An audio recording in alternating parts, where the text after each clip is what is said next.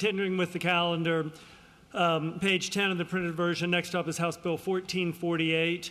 It is a bill which would require the Department of Education to make recommendations on the adoption of model policies for the selection and removal of public school library materials. The bill is reported to the Committee on Education with an amendment, and Mr. Speaker, Delegate Simon has, a floor amendment.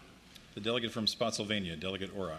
Mr. Speaker, I'd move the adoption of the committee amendment, which is not in conflict with the floor amendment. The committee amendment simply gives the department more time to address the issue. Shall the committee amendment be agreed to? All those in favor say aye. Aye. Those opposed, no. The amendment's agreed to. The delegate from Spotsylvania, Delegate Orrock. Mr. Speaker, I move to pass by the floor amendment. Mr. Speaker. Delegate from Fairfax, Delegate Simon. Speaking to the motion to pass by. The delegate has the floor. Mr. Speaker, members of the House, so we just heard from Delegate Anderson that these bills, and there's a series of these, and they're coming through on libraries, are not about the content of, not about them being about a specific kind of person, right? These aren't about books that have themes and characters that are gay.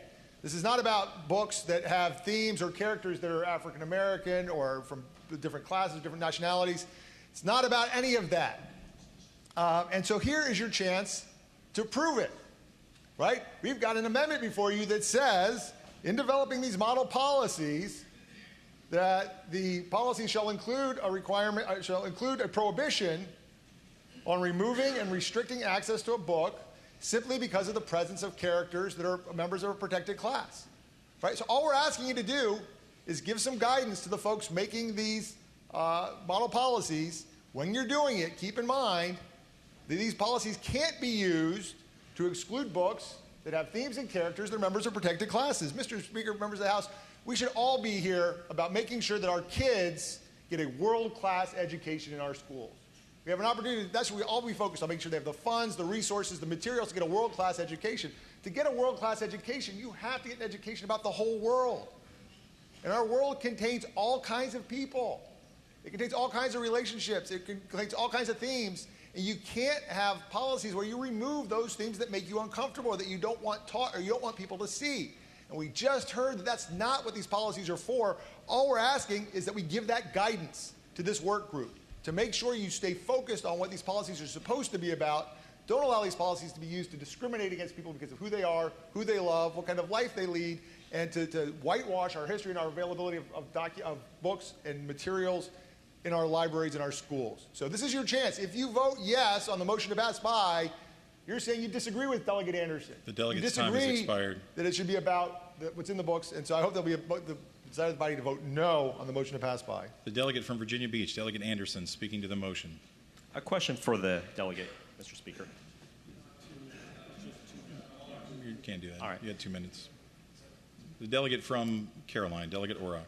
Mr. Speaker, thank you, given that this is my legislation. I asked for the measure to go, the amendment to go by because it presumes the outcome. If you want to get your own bill, do so. Mr. Speaker, ladies and gentlemen of the House, if you look at the underlying measure, it's a Section 1 bill.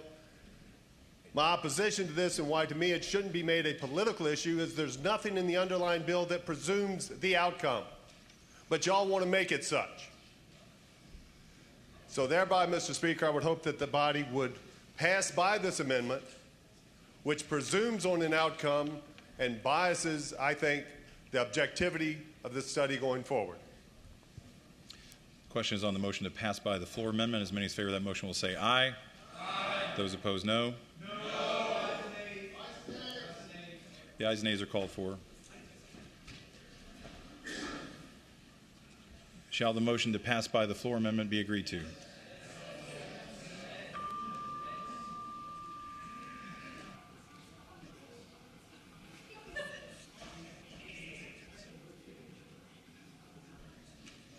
Mr. Clerk. Delegate McQuinn. Delegate McQuinn.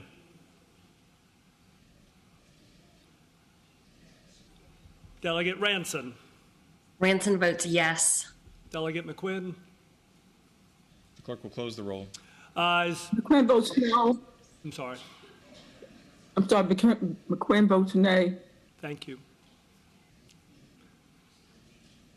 We get it? Yep. We got it. The clerk will close the roll. Ayes 52, noes 48. Ayes 52, noes 48. The motion is agreed to. The delegate from Caroline, Delegate Orrock.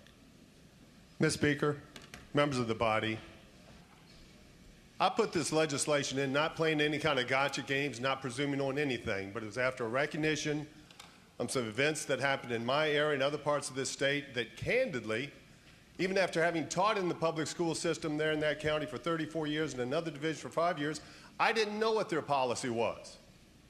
And the parents didn't either. But in that process, I found out that every school division sets up their own policies. We've got standardized assessments. We've got standardized curriculums. But we don't have any standardized guidelines. And emphasis on guidelines, it's not hard and fast, but giving guidelines to our local school boards to adopt policies. And look at the underlying measure. It's only asking, well, no, it's only directing. Department of Education, bring stakeholders. Oh, let's include librarians. Let's include school boards. Let's include parents and anyone else the Department of Education thinks needs to be considered in this discussion of potential guidelines for the adoption of written and AV materials in our public school systems. And then whatever they come up with, it doesn't go forward until the Board of Education gets it next fall, the school boards get it next fall, and guess what? We get it next fall. It doesn't, contrary to the floor amendment that was proposed, presume on any outcome.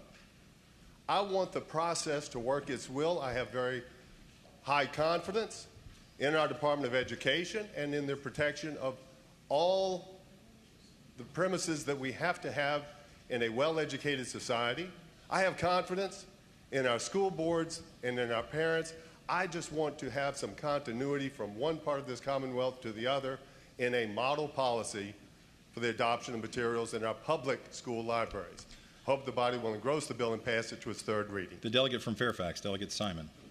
Mr. Speaker, speaking to the bill. The delegate has the floor. All right, so, Mr. Speaker, members of the House, I've got some recent experience, I think all of us do, many of us do, with this Board of Education, this Department of Education and model policies. And what we find is that you want consistency, right? We all want consistency. We want continuity. And you don't want to have whiplash going back and forth every time we change administration. So when we introduce bills that ask for model policies, we typically put criteria in there. We don't just say, come up with a policy and tell us what you think.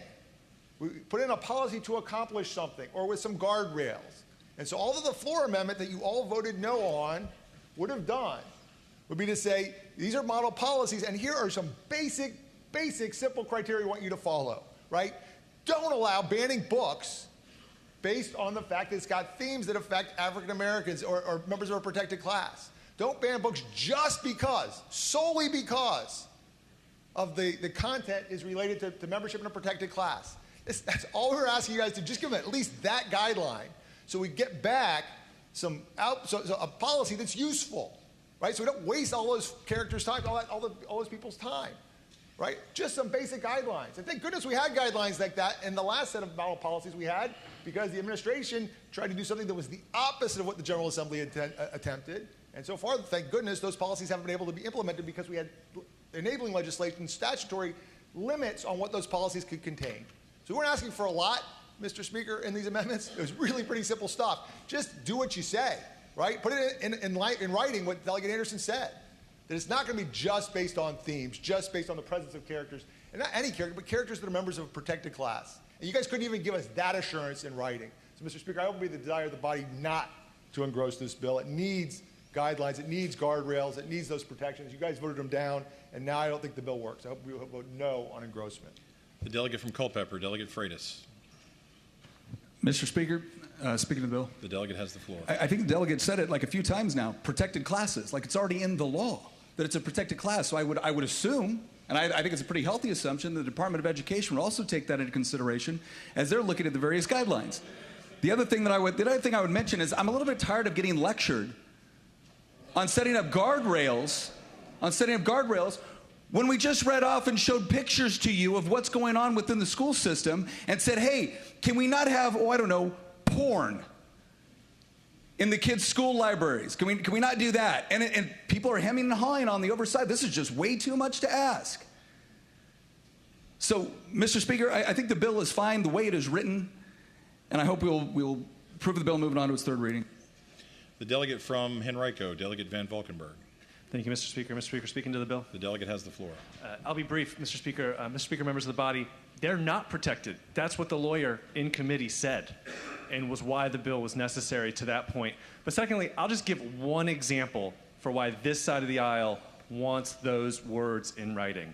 In a state that borders us, we saw school systems take a Ruby Bridges elementary book about the heroic acts of Ruby Bridges, which I think all 100 of us agree were heroic, took them out of libraries because of complaints. And all we were asking for is that books can't be taken out solely because it's a story about an African American. It's a story about a gay kid. That's all we asked, because we've seen this happen in other states. The legislation being put forward ends up getting a lot more broader than you say. And that vote shows that possibility is here. And so that is why I hope we all vote no. Thank you, Mr. Speaker. The delegate from Fauquier, Delegate Weber. Thank you, Mr. Speaker. Speaking to the bill. The delegate has the floor. Thank you, Mr. Speaker. Just real quick, if I can pull up the bill. As we talk about guidelines, I think the Delegate Orrock said it best. In the bill on line 12, shall make recommendations to the General Assembly, the Board of Education, and the local school board. So the guardrails are truly us, as they should be. And those recommendations will be coming back to us. And if they don't contain the guardrails that we need to move forward, then we'll be putting them in next year. Thank you, Mr. Speaker. Shall the bill be engrossed and passed to its third reading? As many as favor that motion will say aye. Aye. Those opposed, no. The bill is engrossed and passed to its third reading. Continuing with the calendar, House